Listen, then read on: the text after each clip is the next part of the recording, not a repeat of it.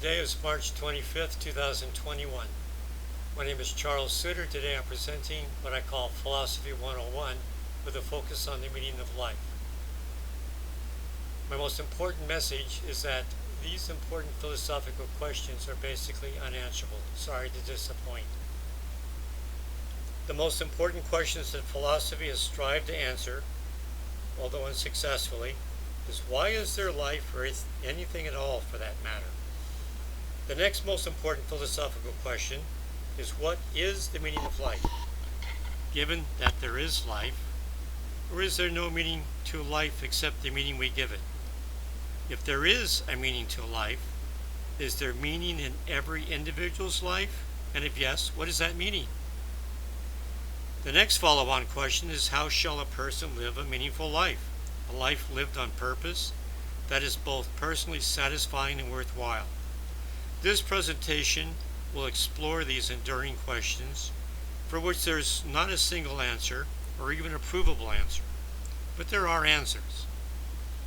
There is a reason that such philosophical questions have not been answered, and I will already admit that the answers are unanswerables.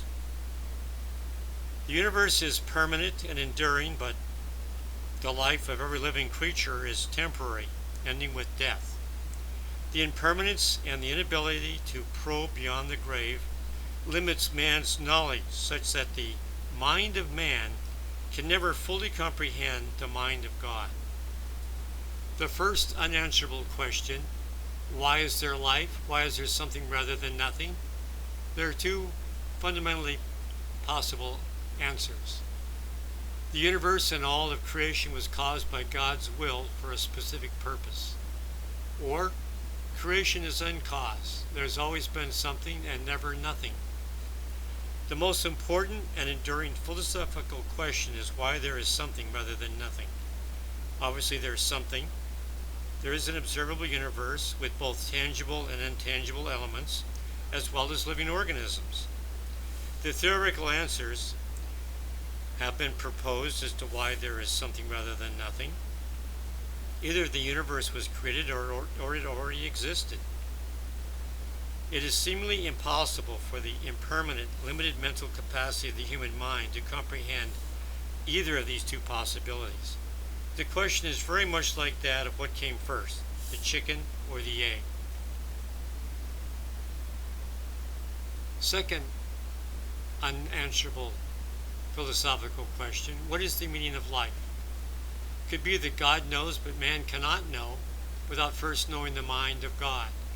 Now, the mind of God may have left some evidence or suggestions, which means that only God knows and man must guess the answers based upon a probe for the hidden treasures that perhaps God has left behind. Since there is life with many species of richly complex and diverse organisms, there must have been a reason for this part of creation, unless of course creation was uncaused and completely random. For those people who believe that life was created by a higher power, they may wonder what was the Creator's reason and purpose for doing so. Surely something created by a higher power would have a reason behind it. So people have struggled with this philosophical question, what is the meaning of life in general, and my life specifically? The third unanswerable question, what is the purpose of life?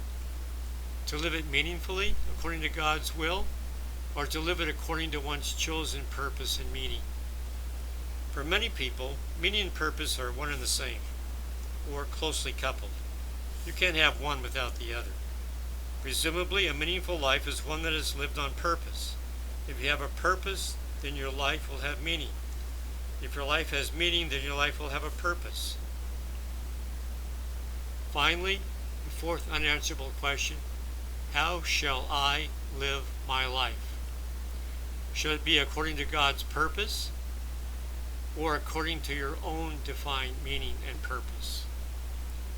There is no consensus on the question, how shall I best live my life, my one and only life? None of the most sage and brilliant scholars, both past and present, have agreed on a single answer. So without a universally accepted acceptable answer. The question of how best to live one's life must be answered by each person. There seems to be many choices. In succeeding presentations, some possible answers will be explored as to how one might live their life with meaning and purpose, so as to live as satisfying and worthwhile a life as possible.